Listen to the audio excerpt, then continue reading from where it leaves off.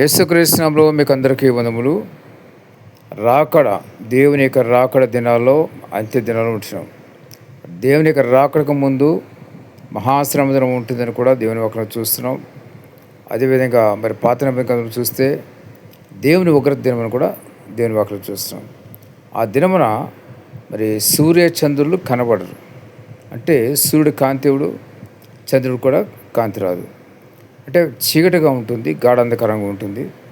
గుడ్డివారు తడుముకున్నట్లు తడుముకోవాలి ఆ దినమున అని దేవుని వాక్యం సెలవిస్తుంది. అదొకటే కాదు, మరి ఈ మధ్యకాలంలో వార్తలు చూస్తుంది ఏంటంటే సూర్యుని గొప్ప విస్ఫోటం జరిగింది. దాని నుంచి కొన్ని శకలాలు అగ్ని గోళాలు మరి అగ్ని మరి భూమి వైపు దూసుకొస్తుంది అని వార్తల్లో చెప్తున్నారు. లక్షల కిలోమీటర్ల వేగంతో వస్తుంది భూమి వైపుకి అని చెప్తున్నారు.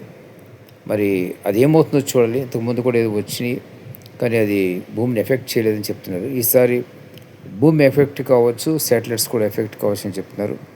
ఎన్ని వార్తలు మనం చూస్తున్నాం. ఏదైనప్పుడు కూడా ఈ దినాలన్నీ కూడా అంత్య దినాలే. మరి బైబిల్ చెప్తున్న లెక్క ప్రకారం అంత్య దినాలు, రాకడ సమీప దినాలు ఉంటున్నాం. భూమి అంతమైపోయే దినాలు ఉంటున్నాం. కాబట్టి ప్రతి ఒక్కరు కూడా ఆత్మలో సిద్ధంగా ఉండండి. భూమి అంతమైపోతే మీరు ఏం చేయలేరు. కానీ చేయవలసింది ఒకటే, మనిషి శాశ్వతం, మనిషి శరీరం శాశ్వతం కాదు.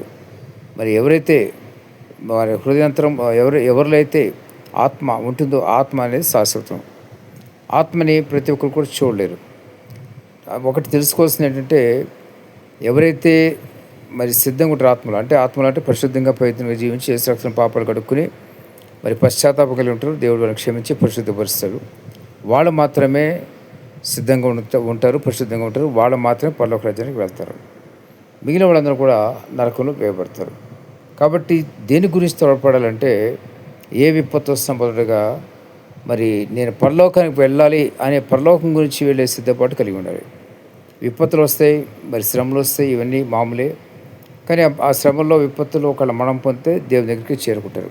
కానీ మీరు సిద్ధంగా లేరనుకోండి, నరకంలోనే వేయబడతారు. కాబట్టి విపత్తులకు భయపడటం కాదు, కానీ విపత్తులు ముగింపు వస్తుందని గ్రహించి మీరు సిద్ధంగా ఉండటం. అంటే మెలుగుగా ఉండి ఇక సమయం దాటిపోతుందని చెప్పి మీరు సిద్ధంగా ఉండటం కొరకే.